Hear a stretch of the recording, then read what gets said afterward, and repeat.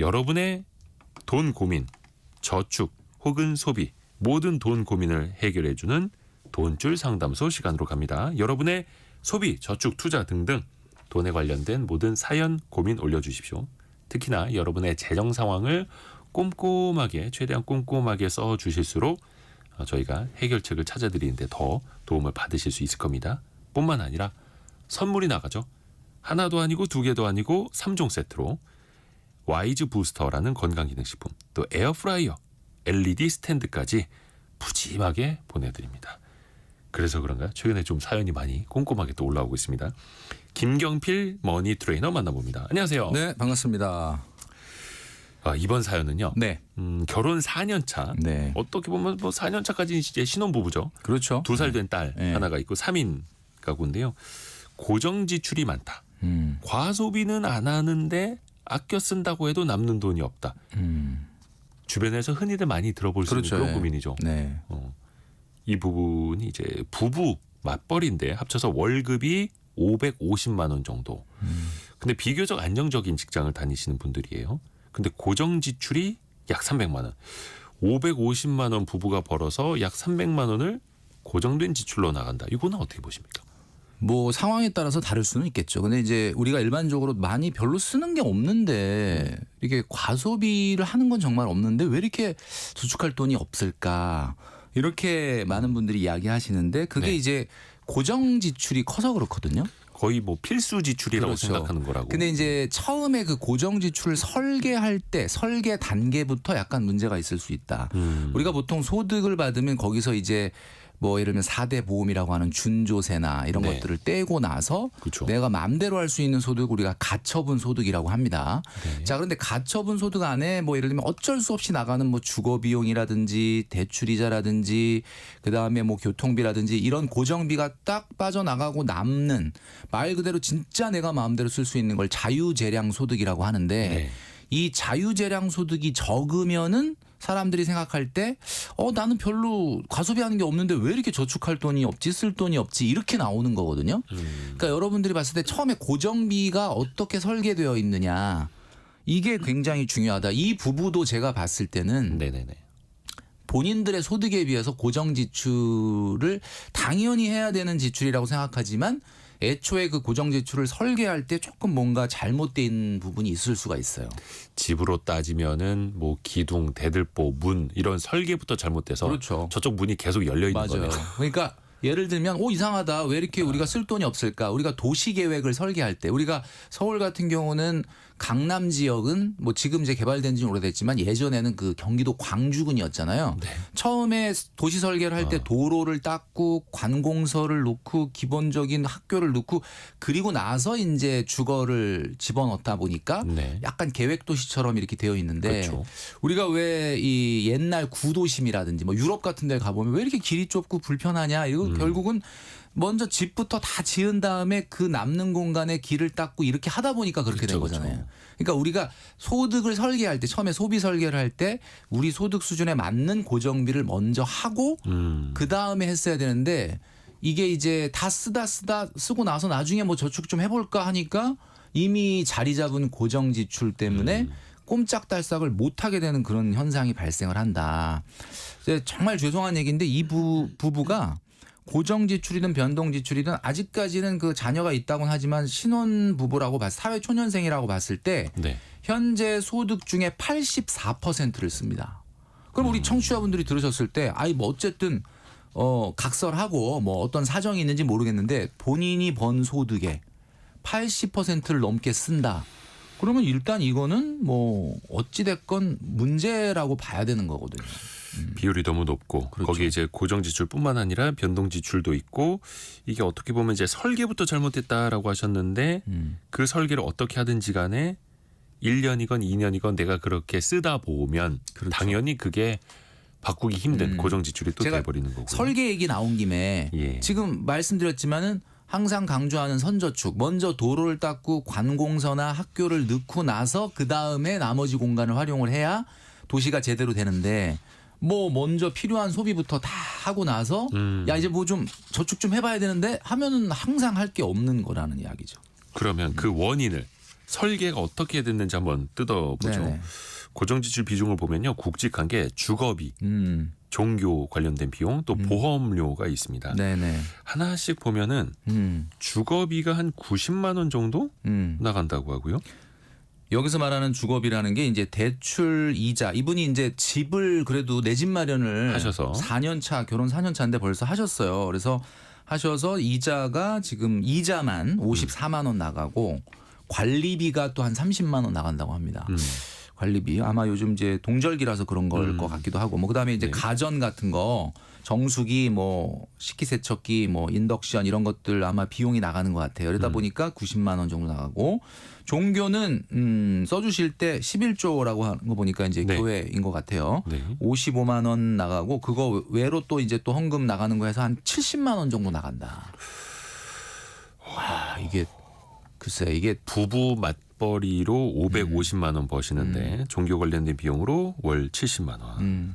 요게 제가 약간 힌트를 좀 드리자면 네. 이분이 지금 현재 육아휴직 중이에요. 아내분이. 그러니까 아하. 원래 소득은 사실 550보단 약간 높을 수 있을 것 같아요. 보니까 한 요거보다 한 100만 원 정도는 더 높을 수 또 있는데. 높을 수는 있죠. 그러니까 그거에 맞춰져서 우리가 뭐 집도 그렇고 그다음에 고정비 설계를 그다음에 또 그 헌금하는 것도 기부하는 것도 조금 높게 이렇게 가져간 거가 있는 네. 것 같은데 저는 이런 말씀 드리고 싶은 게 이제 아마 그 이렇게 모르시는 분들이 들었을 때는 야, 그 무슨 550만 원 버는데 그 저 헌금을 70만 원이면 이게 사실 11조라는 게 10%를 내는 거잖아요. 네네네. 근데 이게 10%가 아니고 제가 보니까 13% 정도 되니까 11조가 아니라 11.3조를 하는 거죠. 정확하게 얘기하면은 네네네. 10분의 1을 하는 게 아니라 좀 너무 과한 거 아니냐라는 생각을 하는데 이거는 이 부분은 개인의 어떤 종교적인 신념이나 이런 거와 그쵸. 관련된 거기 예. 때문에 뭐 어떻다 저렇다 얘기할 수 있는 건 아니거든요. 만약에 이 그 우리 사연자분이 이 방송을 당연히 들으시겠지만 이게 만약에 이거는 양보할 수 있는 게 아니야. 이렇게 생각이 되신다면 소득에서 빼고 계산하시는 게 맞아요. 본인의 완벽한 그 신념에 의한 거라면 고민할 것도 없으니 그죠. 애초에 소득에서 빼고 생각을 해야죠. 그러니까 이게 무슨 얘기냐면 한마디로 얘기해서 우리가 도시 계획 오늘 얘기한 김에 네. 그린벨트로 그냥 딱 저거는 뭐 건드리지 못하는 걸로 돼 있는 건데 뭐 그걸 가지고 맨날 저기를 활용을 못하네 이렇게 할 이유가 없는 거잖아요. 그러니까 이분 같은 경우는 550만 원이라고 생각하지 말고 우리는 현재 소득이 480이다. 이렇게 생각을 해야 되는데 이거를 종교 비용 70만 원 이렇게 써주셨는데 그러면 볼 때마다 이거 비용 이거 안 낼 수도 없고 낼 수도 없고 이거 참 큰일이네 이렇게 생각을 하는 것보다는 아예 빼야 되겠죠. 그러니까 비용의 카테고리에 넣어놓고 고정 지출의 카테고리에 넣어놓고 이걸 지출이라고 고민하는 고민하는 것보다 것 자체가 지금 문제인 그렇죠. 거죠. 그러니까 고민이 든다면 줄이시든지 아니면 신념이라면 이걸 아예 수입에서 빼서 그린벨트처럼 생각을 하시든지. 그렇죠. 이렇게. 어차피 우리가 뭐 이거는 할 수 없는 돈이다. 본인의 선택이니까요. 그렇죠, 맞아요. 그렇죠. 그래서 이게 신념과 현실 사이 그런 고민인 거죠. 근데 이제 보험은 우리 그 돈출 상담소의 단골 고민 중에 하나긴 한데 이분들이 좀 보험 지출이 많죠. 그죠. 72만 원을 내고 있거든요. 72만 원. 근데 이 72만 원이라는 게 이게 지금 봤을 때는 거의 15%입니다. 제가 돈줄 상담소 이 시간에 여러 번 말씀을 드려서 아마 우리 청취자분들은 기억을 하고 계시겠지만 보험은 자신의 미래 경제력을 지키는 비용이기 때문에 네네네. 본인의 경제력에 맞게 가입을 해야 돼요. 그러니까 본인의 경제력이라는 건 현재 소득을 얘기하는 거거든요. 네. 그래서 소득의 3에서 5% 정도 수준이 적당하다. 그거보다 만약에 더 나가게 된다 그러면은 보험은 100% 비용입니다. 이게 우리나라 같은 경우는 보험 상품이 자꾸 저축하고 혼돈이 되는 경우가 많아요. 그래서 일부 외국 같은 경우는 보험료를 완전 순수하게 100% 코스트로 생각을 하기 때문에 네. 그냥 보험료를 내고 나는 뭐 돌려받지는 않겠다. 그리고 난 높은 보장을 받겠다는데 우리나라는 이걸 약간 저축하고 좀 혼동을 하는 경우가 많다 보니까 아무래도 보험료를 저축하고 같이 하는 상품들이 많거든요. 그러다 보니까 어떻게 보면은 보험료가 자꾸 늘어나고 이거를 문제라고 생각을 못 하시는 분들이 많은데 어떻게 우리 이대호 아나운서께서는 차 타면은 안전벨트 하시죠? 당연하죠. 예. 이건 뭐 기본적으로 해야 되는 거죠. 그러니까 우리가 보험 들 때 이 정도는 기본으로 들어야 되는 거 아니냐? 저 보험이 있기는 있어야 하는데. 그죠? 근데 우리가 보통 우리 청취자분들도 운전하실 때 다 지금 안전벨트 매고 운전하실 텐데 예. 헬멧은 왜 안 쓰죠? 운전하면서 헬멧을 쓰면 솔직히 도움은 되잖아요. 자동차 레이서처럼. 그다음에 뭐 예를 들면 프로텍터 같은 거 하고 이러면은 당연히 사고 났을 때 훨씬 더 안전하잖아요. 그러니까 근데 3점식 안전벨트 아니라 그죠? 레이서처럼 5점식 안전벨트 이런 근데 거. 그런 거를 왜 안 하느냐? 그게 너무 과잉이기 때문에 안 하는 거예요. 그러니까 과하니까. 보험이라는 게 나쁘다는 게 아니라 당연히 많으면 좋죠. 근데 이제 중요한 거는 우리가 기본적으로 허용되는 수준의 이게 비용이다 보니까 이게 있어야 되는데 무려 본인들이 벌어들이는 소득의 15%를 코스트로 그것도 보험으로 지출한다는 것은 절대로 안 될 일이다. 그러니까 우리가 안전벨트 정도 매는 거는 당연히 우리가 해야 되는 거지만 헬멧 안 쓰고 프로텍터 안 하는 거랑 똑같은 어떻게 보면 이유다. 이렇게 봐야 되겠죠. 근데 이게 이분들이 보험금 72만 원 적어주신 거에 포함이 안 된 것 같은데 저 뒤쪽에 이제 재테크 관련된 고민에도 이게 나오거든요. 네네네. 근데 남편분이 아내분 모르게 저축보험을 또 가입하셨대요. 매달 50만 원씩.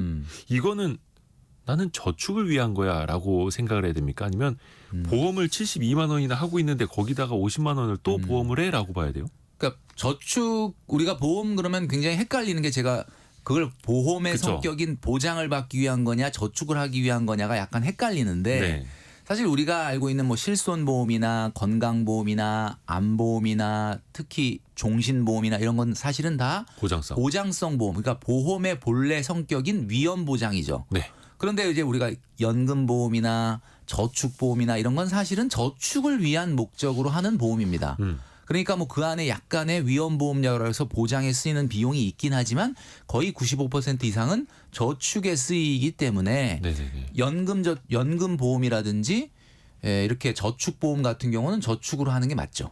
저축인 게 맞죠 사실은. 우리가 저축으로 분류를 해야 되는 건 맞다라는 거죠. 박수경 님이 주변 분들이 보험 영업해서 가입한 걸로 예상을 합니다. 이렇게 생각해 주셨는데. 아니 뭐 주변에 뭐 그런 분 한두 분 없는 분들은 없죠. 근데 이제 꼭 필요한 것만 하셨어야 되는데 분명 이분들은 일단 지출로 적어주신 보험 금액만 소득의 15%라는 건 과하다. 거의 자동차 운전하면서 레이서처럼 헬멧까지 쓰고 있는 격이다. 맞아요. 이런 지적. 그러니까 우리가 보통 보험을 브레이크에 많이 비유하는데 그 버스 정도에다 달아야 될 브레이크를 지금 경차에다 달아놓은 거예요. 대형 트럭에 필요한 그 유압식 브레이크를 경차에다 달아놓은 거예요. 그러니까 이게 지금 문제야 이게. 브레이크 밟을 때마다 푸쉬 그렇죠. 푸쉬 소리 나겠네요. 과하다. 네네. 과하다라는 지적이었고요. 근데 아까 그 집 대출도 있었는데 주거비 대출 이자 상환은 한 54만 원인데 원금까지 합치면은 104만 원이 매월 나간다고 합니다. 늘 말씀드리지만 원금 상환하는 부분은 저축으로 봅니다. 그러니까 104만 원 중에 원금 상환이 한 50만 원 정도 되고 이자가 54만 원 정도 된다고 봤으니까 어쨌든 50만 원 정도는 저축을 하는 거다라고 우리는 봐야 되겠죠. 근데 이제 우리 요 사연자님의 부부 케이스는 아닌데 이 부부가 사연자님이 3억 6천에 아파트를 분양을 받았어요. 네. 그리고 이제 6억 원이 됐습니다, 지금. 그러니까 어쨌든 잘하신 거죠. 그죠? 대출을 처음에 2억 9천 끼시고 3억 6천짜리 집을 사셔서 순수히 본인들 자금은 7천 들어갔는데 그게 지금 현 시세가 6억이 됐다고 하니까 뭐 이거는 맞아요. 실수요 겸 투자도 잘하시는 그러면은 거죠. 그렇게 집값이 많이 어쨌든 본인 투자한 금액 대비 많이 올라간 걸 감안하면 사실은 이자 낸 54만 원도 거의 이거는 비용이라기보다는 투자 잘했다. 그렇죠. 이렇게 볼 수가 있는데 이게 우리가 경제에서 자산 효과라는 게 있지 않습니까? 자산 효과라는 게 뭐냐면 보유하고 있는 자산, 그러니까 본인이 갖고 있는 예금, 주식, 채권, 부동산의 실질 가치가 높아지면은 자연스럽게 소비 지출이 높아지는 효과를 우리가 자산 효과라고 하는데 근데 이분들은 아마 자산 효과가 있었을 거예요. 그러니까 무슨 이야기냐면 왜 이렇게 그러네요.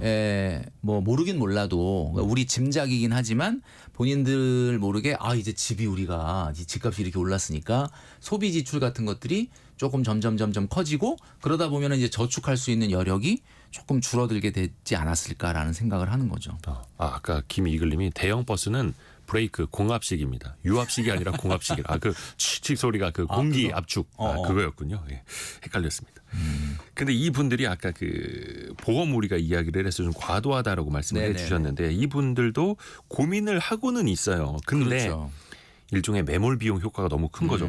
오래 납입을 했고 새로 들자니 제약이 많고 해서 이러지도 못하고 저러지도 못하고 이런 상황 같은데. 그러니까 헬멧 벗고 프로텍터 벗으면 되는 거죠. 뭐 다시 들 이유가 있습니까? 그러니까 안전벨트만 하면 되는 거를 지금 헬멧 쓰고 있고 프로텍터 하고 있으니까 프로텍터 떼고 헬멧 벗고 운전하시면 되는 건데 자 우리가 청취자분들도 이런 부분에 대해서 고민이 있으신 분들이 많을 것 같아서 아까워요. 내가 낸 게 얼마인데 막 이렇게. 보험을 보통 우리가 리모델링이라는 표현을 많이 쓰는데 네. 보험을 좀 줄이고자 하지만 이것을 방해하는 요소가 세 가지가 있습니다. 그 세 가지가 뭐냐? 첫 번째가 이게 조금만 더 유지하다 보면 환급률이 올라갈 것 같은데 요런 것 때문에 또 못하는 분들이 많거든요. 여기서 말하는 환급률이라는 것은 납입 원금 대비 해지 시에 받게 될 해지 환급금의 비율을 우리가 환급률이라고 하는데 네.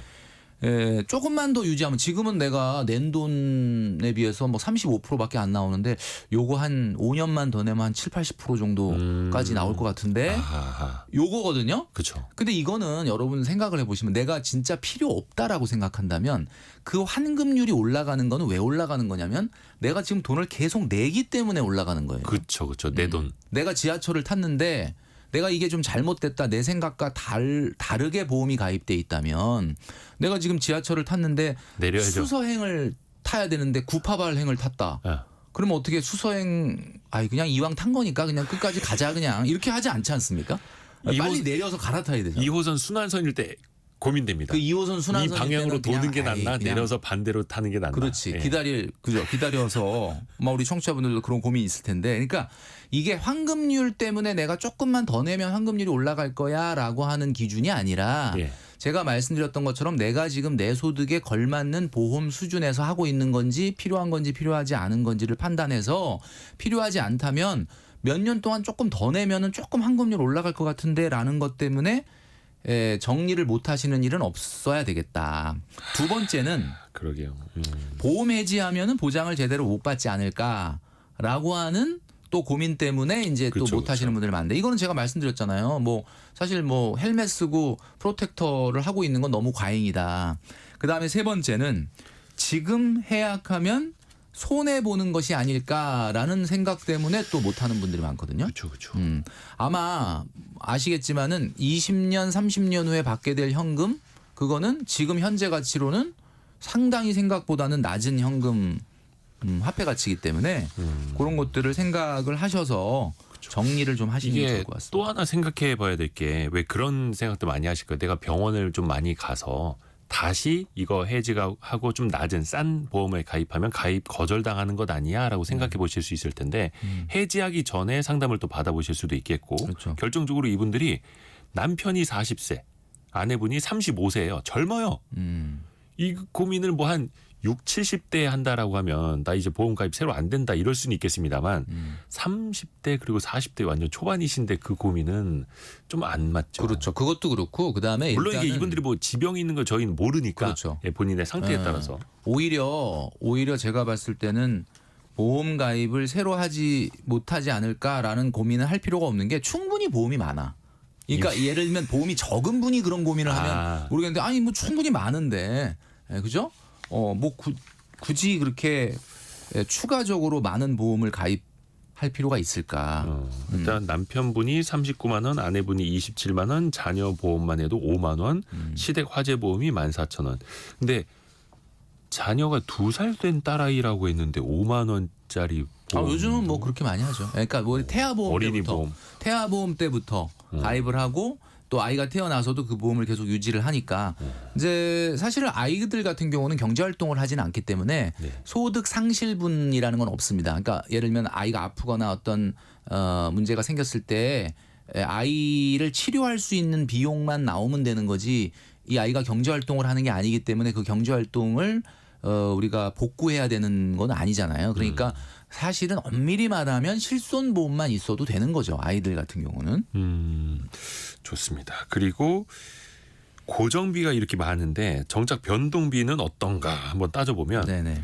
쓸데없는 거죠. 3인 가족인데 식비가 60만 원입니다. 그러니까. 이 정도면 거의 훌륭하게 잘 아끼시는 거 아닙니까? 그러니까 아낀다기보다도 고정비를 너무 많이 설계를 해서 뭐 사실 주거 비용도 그렇고 일단 뭐 이런 말씀드리면 죄송하지만 너무 헌금이 또 많고 그다음에 보험료를 막 70 몇만 원을 내고 이러니까 결국 뭐 옴짝달싹을 못하게 고정비가 세팅이 돼 있고 그리고 나니까 당연히 마이너스를 내지 않는 한은 당연히 이제 그래서 식비를 줄여야 예, 되고. 적게 쓰시는 거죠. 그러니까 아마 뭐 모르긴 몰라도 이제 이런 것도 있죠. 믿는 구석이 있을 수도 있어요. 이게 뭐냐면 이제 복직하면 좀 다시 조금 소득 늘어나니까. 다시 소득이 좀 늘어나니까 뭐 이런 걸 수도 있어요. 근데 지금부터 미리 이렇게 고정비에 대한 거를 조금 뭐 보험료도 좀 낮추고 그다음에 아까 말씀드렸던 것처럼 그 헌금도 뭐 조금 현실적으로 좀 많다는 느낌은 좀 있기 때문에 이런 걸 낮출 수 있어야 나중에 소득이 올라가도 제대로 저축을 할 수 있지.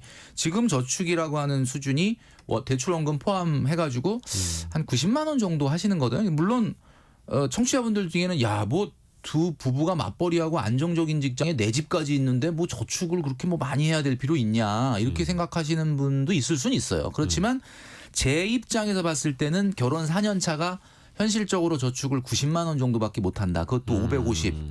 복직하면 650이나 소득이 되는 분이 예. 뭐 이분들이 평생 이 소득이 그냥 끝까지 유지된다면이야. 뭐 솔직히 저는 한 내 집도 있겠다. 100만 원만 저축해도 큰 문제 없다고 보지만 그건 아니지 않습니까? 그러니까 그런 면에서 봤을 때 이번 기회에 이 사연을 보내신 걸 계기로 해서 고정비 설계를 좀 다시 구조를 변동 지출에는 잘못하는 거 없죠. 물론 이제 뭐 저마다의 가치관이 또 다를 수는 있습니다만 또 조언을 듣고 또 본인이 직접 판단을 그렇죠. 하시면 될 것 같습니다. 또 이분들이 대단한 게 앱테크를 한다고 합니다. 왜 애플리케이션 이용을 해갖고 많이 걸으면 몇 원씩 맞아요. 쌓이고 아니면 어디 증권사나 이런 데 이벤트 참여해서 얼마씩 상품 받고 그런 걸 꼬박꼬박해서 한 달에 30만 원 정도를 부수입으로 버신다고요. 대단합니다. 진짜. 그러니까 어떻게 따져보면 성공예감 이데오입니다 이렇게 사연 보내서 선물 3종 세트 받으시잖아요. 그렇죠. 이런 부수입이 되는 거죠. 이게 뭐 사실 그 각 방송국의 라디오마다 선물들을 주는데 또 이거를 또 전문적으로 또 이렇게 하시는 분들도 있다고 들었는데 그래서 약간 좀 중복된 번호 있나 좀 이렇게 또 체크하기도 맞아요. 하죠. 자동으로 필터링을 하는 시스템이 있다고 들었습니다. 근데 어쨌든 이분들 같은 경우는 앱테크라고 하죠. 가장 좋은 게 건강도 좀 챙기고 좀 부수입도 좀 올릴 수 있다 그러면은 굉장히 좋을 것 같은데 대표적인 게 서울시에서 하는 손목닥터 9988이라고 하는 앱입니다. 우리 청취자분들 중에서도 혹시 이걸 활용하시는 분들도 있겠지만 저도 얼마 전에 깔았거든요. 네네네. 이게 이제 손목닥터 9988이라는 앱을 깔면 하루에 8,000보 이상 걸으면 예. 하루 200원 정도를 줍니다. 서울페이로 줘요. 쓸 수 있어요. 현금처럼. 근데 여러분들이 200원이라 그러면 그거 얼마 안 되는 거다 그러는데 사실 우리 성인 남성이 네. 하루에 8,000번은 걸을걸요? 8,000보 조금 활동하는 분은 걸어요. 좀 일하면서 왔다 갔다 하고 그리고 출퇴근하고 만약에 하면. 내가 딱 이제 휴대폰을 딱 봤는데 이제 퇴근할 때쯤 됐는데 아직 조금 모자란다.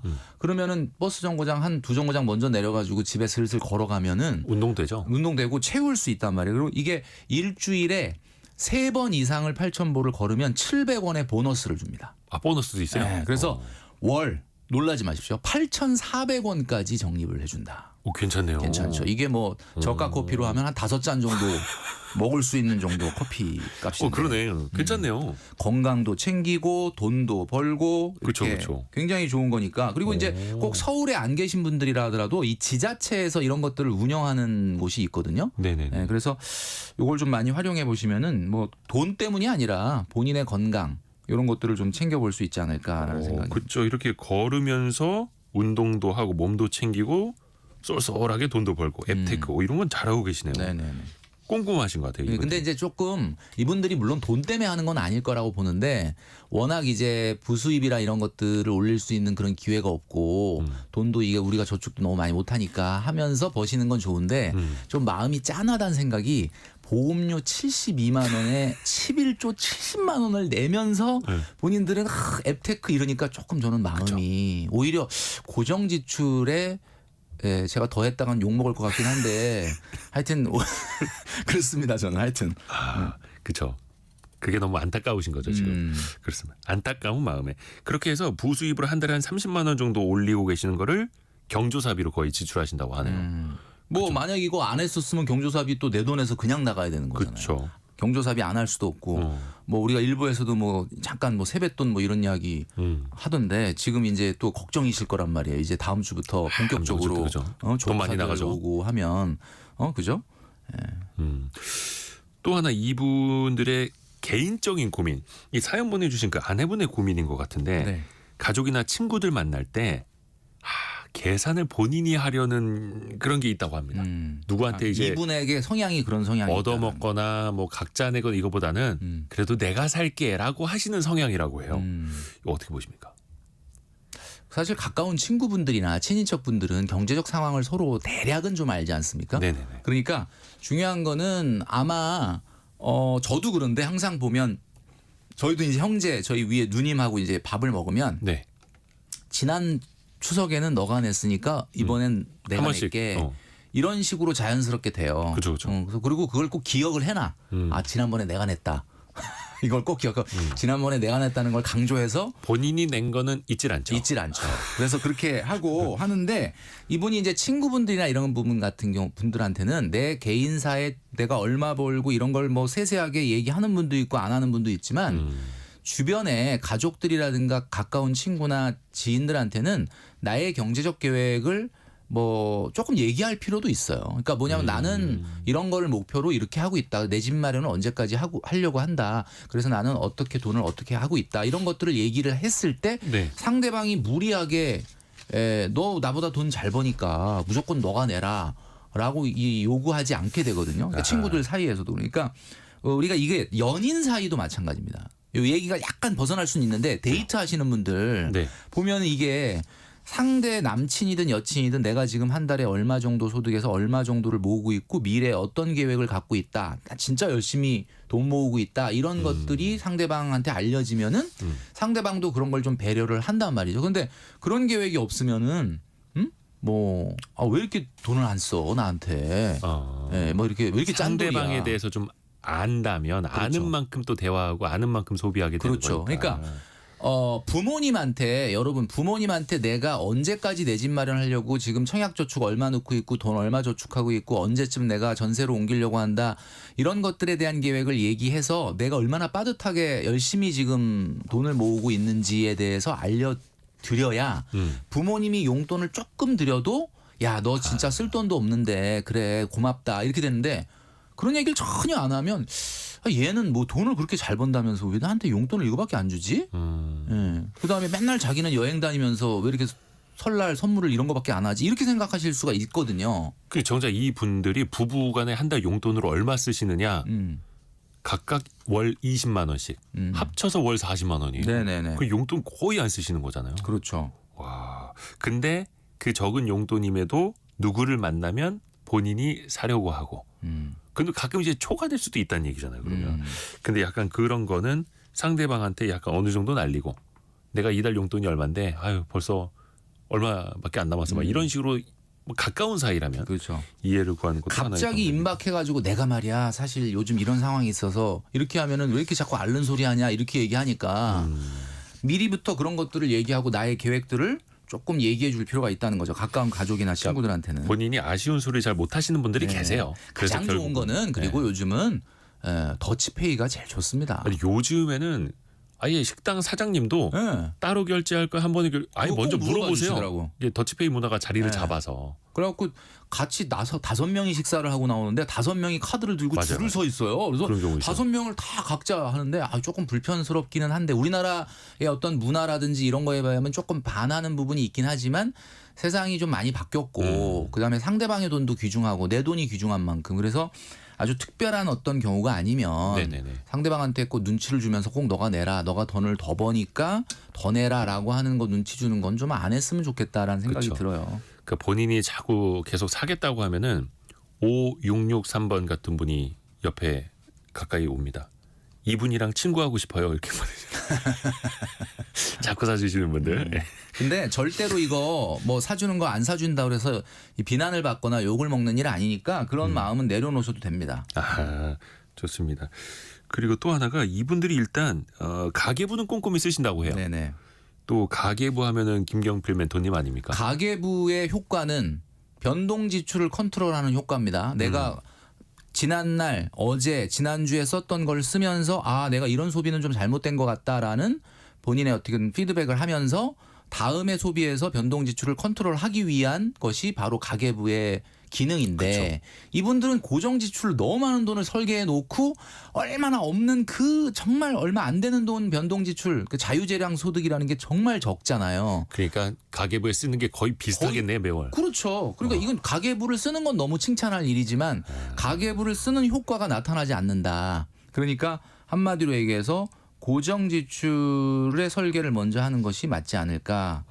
오늘 타겟이 이상하게 보험료하고 11조가 되는데 아, 이게 정말 죄송하긴 한데. 요 분들의 좀 사연의 좀 특이성이니까. 특이점이죠. 예, 그게 거의 150만 원이니까. 또 이분들이 둘째도 계획을 하고 계시대요. 그래서 청년 도약 계좌 매월 70만 원씩 들 예정이라고 하는데요. 이건 좋은 거죠. 그러니까 이왕이면 저축을 할 때 우리가 ISA나 청년 도약 계좌나 이렇게 정책적으로 뭔가 보조받는 세제 것들. 혜택을 주고 정부 기여금을 주는 저축을 하는 건 너무나 좋은 건데 많은 분들이 얘기합니다. 야, 그거 뭐 얼마나 된다 그래? 뭐 이렇게 얘기하는데 뭐 지금 지난 그 밤에도 미국 주식이 뭐 굉장히 많이 올랐고 최근에 5년 동안 S&P 500이 어마어마하게 올랐으니까 많은 분들은 그렇게 생각하거든요. 네네. 야, 내가 5년 전에 그 저축을 하지 말고 그냥 S&P 500에다 저축을 했으면 돈을 엄청 벌었겠다라고 생각하는데 여러분 네. 놀랍게도 네.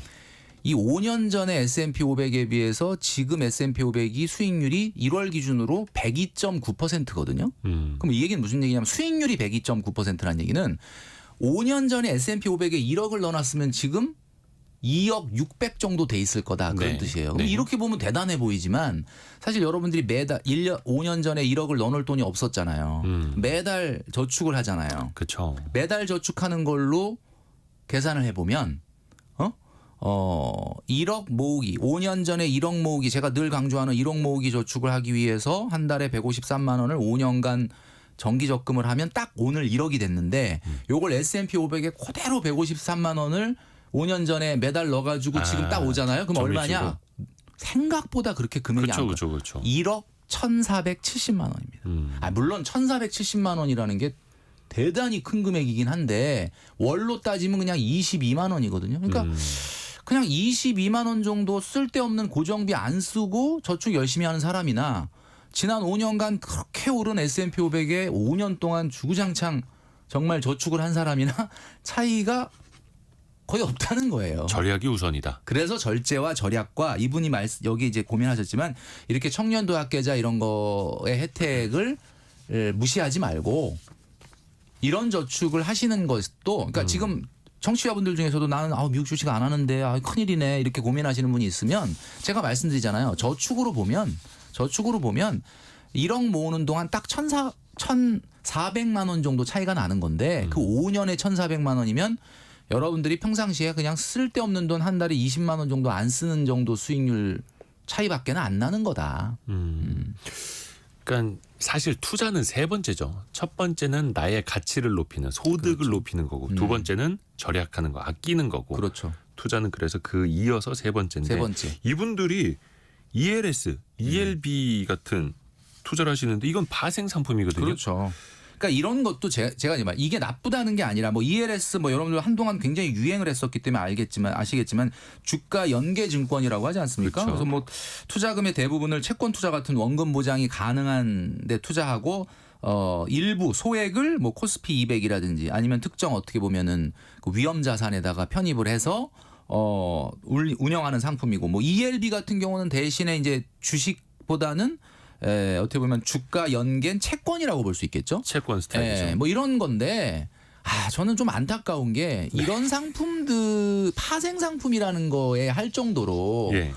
이분들이 운영이 뭐 예를 들면 뭐 굉장히 많은 예적금을 하고 또 주식을 하고 그 다음에도 남는 자산이 있다면은 이런 것들을 일부 해볼 필요가 있지만 사실 90만 원 정도의 저축 수준이고 그 중에 또 일부를 이걸로. 그 중에 일부를 이걸 한다는 거는 그냥 말 그대로 내가 뭔가 정기 적금과 정기 예금만 하면은 뭔가 내가 뒤처질 것 같고. 뒤처질 것 같은 어떤 공포감이 만들어낸 그러니까 아까 보험도 사실 공포감이 만들어낸 거예요. 우리가 차 탔을 때 안전벨트만 하면 되는데 왜 헬멧하고 프로텍터까지 하려고 했을까? 그러니까 정말 이분들이 좀 불안감이 좀 있으신가 네, 불안감이 좀 높은 뭐 요즘 사실은 어느 분이나 돈을 많이 버는 분이나 적게 버는 분이나 불확실성이 높아지다 보니까 뭐 경제적으로 불안한 건 알지만 가장 중요한 거는 정석을 좀 할 필요가 있을 것 같아요. 그래서 우리가 이런 말 있지 않습니까? 뭐 그 폼은 일시적이지만 클래스는 영원하다. 뭐 이런 게 이제 우리가 운동에 나오잖아요. 그렇죠. 클래스는 영원하다. 경제에서는 이런 말이 있거든요. 그러니까 뭐냐면은 소득은 일시적이나 소비는 영원하다.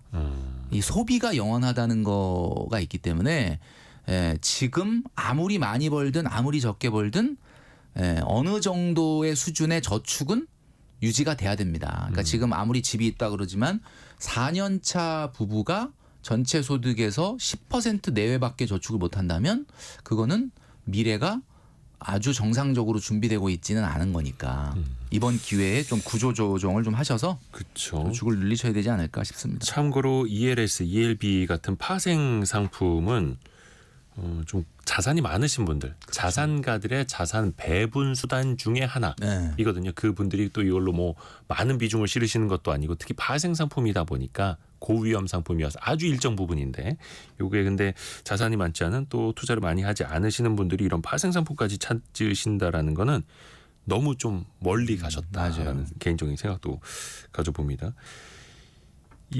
그리고 남편분이 주식 투자를 조금 하신다고 하는데 그냥 한 종목에만 투자를 하신다고 하네요. 네네네. 예, 속된 말로 몰빵을 하시는데 근데 그게 삼성전자 그러니까 4천만 원 정도 투자하시는데 그걸 다 삼성전자에만 넣고 계시대요.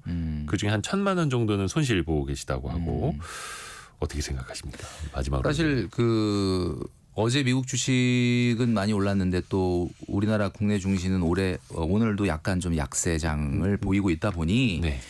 마음이 좀 아프시겠지만 사실 투자라고 하는 것을 이분이 하던 방식에서 너무 또 그렇다고 그래서 갑자기 그래? 그러면 미국 주식이야? 그리고 또 뭐 바로 또 미국 주식으로 옮기는 것보다는 시기적으로 봤을 때 지금 마이너스 1,000만 원 정도 됐다고 하시는 거 보면 투자를 시작하신 지가 엄청 오래된 분은 아닌 것 같기는 한데 중요한 거는 어쨌든 지금 트럼프 취임과 관련해 가지고 뭐 아무래도 미국으로 돈이 좀 쏠리는 현상들이 발생하다 보니까 네. 당분간은 뭐 미국장이 강세장, 국내장은 뭐 약보합 내지는 좀 약세장일 가능성이 높다는 건 뭐 누구나 다 짐작이 가능한 거 아니겠습니까? 그러나 항상 제가 늘 말씀드리지만은 조금 더 멀리 본다면 가격적인 면에서 성장 가능성보다는 가격적인 면에서 메리트가 국내장이 있으니까 이왕 이렇게 된 거 이 정도 비중이면은 이분들의 자산에서 봤을 때는 뭐 어마어마하게 높은 비중은 아니잖아요. 그러니까 조금 기다리시면서 조금 더 저축을 더 많이 하시면서 오늘 말씀드렸던 것처럼 전략. 고정 지출에 대한 구조조정을 좀 먼저 하시는 것이 좀 맞지 않을까. 확실한 메시지 하나는 이제 간 것 같습니다. 네. 그리고 특별히 감사드리는 게 이분이 거의 A4 용지 넉 장에 달할 정도로 진짜, 네, 다 봤습니다. 꼼꼼하게 써주셨어요. 네. 너무 감사드립니다. 그래서 선물도 3종 세트가 삼종 갑니다. 세트. 김경필 머니 트레이너와 함께했습니다. 고맙습니다. 감사합니다. 라디오 정보센터 다녀옵니다.